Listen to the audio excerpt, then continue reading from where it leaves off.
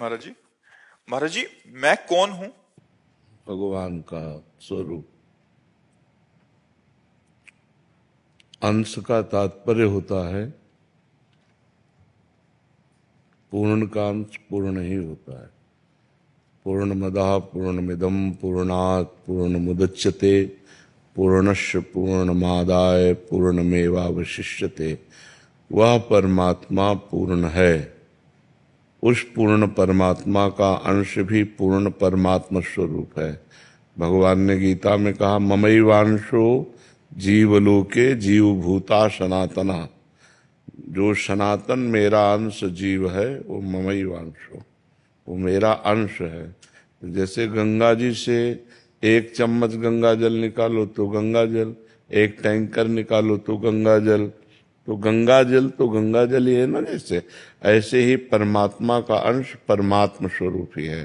पर इसको जब तक देह भाव है तब तक जाना नहीं जा सकता। देह भाव, मैं स्त्री हूँ, मैं पुरुष हूँ, जड़ चैतन्य, अच्छा बुरा, जब तक द्वंद्वों में हमारी मति भ्रमित होती है तब तक हम परमात्मा स्वरूप को नहीं जान सकते। जो द्वंद्वातीत हो गया है वो सब में अपने भगवान को देखता है और अपने में भी भगवान को देखता है। सोई जाने जेह देहु जनाई, जानत तुम्हें तुम्हें हो जाए। जो परमात्मा को जान लेता है तो वो परमात्मा स्वरूप ही हो जाता है, क्योंकि वो परमात्मा स्वरूप ही है। तो तत्त्वम अस्य, मैं कौन हूं? तो तत्, तुम परमात्मा स्वरूप ही हो। त्वम अस्य, तुम वही हो जिसकी खोज कर रहे हो, और कोई नहीं। जब खोजने वाले को मिला तो खोजने वाला खो गया। जब तक मिला नहीं तब तक खोजने वाला रहा, और जब मिला तब खोजने वाला नहीं। जब मैं था तब हरि नहीं, और अब हरि हैं, मैं नहीं। खोजने वाला गायब हो गया। तो हम सब परमात्मा स्वरूप ही हैं, लेकिन अपने स्वरूप को भूलकर माया में ग्रसित होने के कारण काम क्रोध लोभ आदि के चक्कर में फंसकर हम पुनरपि जननम पुनरपि मरणम पुनरपि जननी जठरे शयनम, इसमें फंस गए। समझ पा रहे हैं आप? नाम जप करो, शास्त्र स्वाध्याय करो, सत्संग सुनो, पवित्र आचरण से रहो तो जान जाओगे।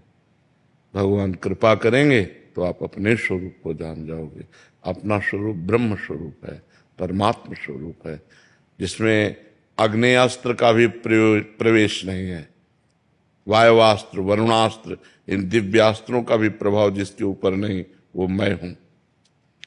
नैनम छिन्दन्ति शस्त्राणि नैनम दाहति पावकः न चैनम क्लेदयन्त्यापो न शोष्यति मारुता। वो हमारा दिव्य स्वरूप है।